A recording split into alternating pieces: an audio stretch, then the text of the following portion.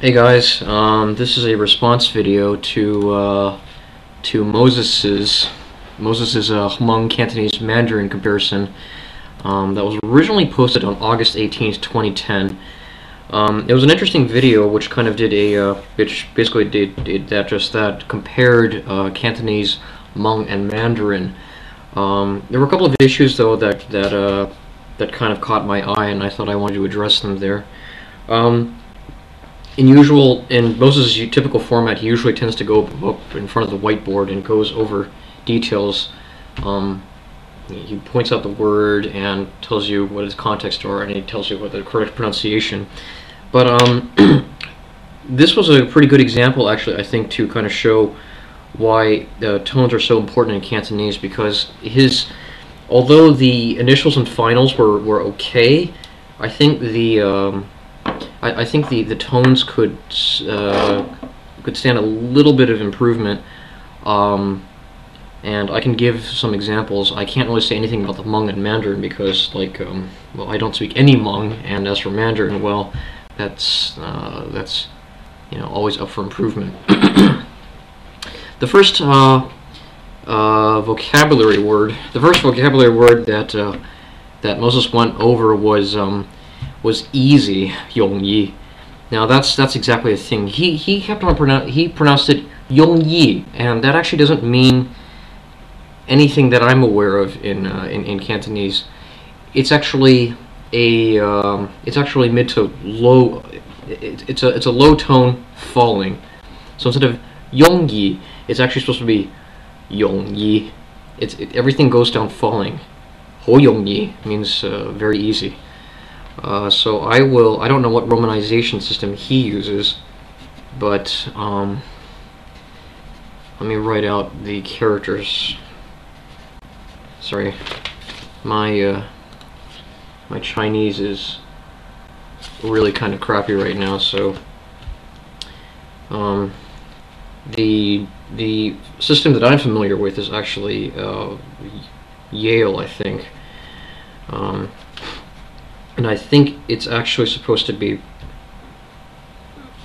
the romanization for that would be this: mid-tone falling, Yongyi. Especially for the first one.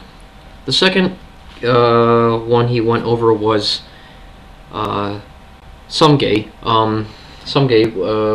Interest, I guess. Well, that's a pretty good definition, I guess. Attentiveness. Diligence.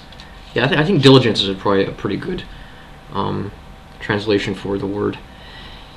He said samge, I believe, in the character in his video, and I would be very careful about that because samge almost sounds like three gay. It's actually not the ah sound. It's actually the short u sound.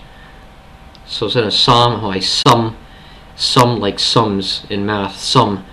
So you need to find the correct vowel sound. Sum as for heart, and samge would be written like hang on. Samge.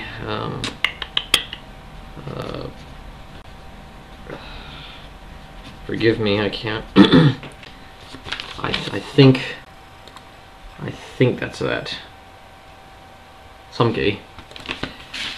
And the romanization that I'm familiar with would be some gay. I think it's rising. Some gay. I could be wrong on the second character though. He got Zhi perfectly right. Idea. It's yeah, I mean, Zhi was perfectly fine. I could actually understand everything perfectly there. There was no problem with that. And the sentence, let's see, what was it? I think something about buses going to the garden. Yeah, 佢話我聽有好多巴士去花園道。The tones, you have to be very, very careful with the tones, because actually in context I could understand perfectly what he said, but Cantonese is just one of those really, really fussy languages that if you don't get the tones just right, you just sound it's very, very glaring. I mean, it gets me sometimes too. If you spend a lot of time speaking English, which is a non-tonal language, and you go back to switching to Cantonese or something like that, it tends to, you know, you can hear your American accent kind of bleeding out.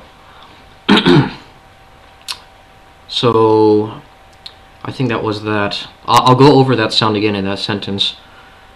佢話我聽有好多巴士去花園道啊。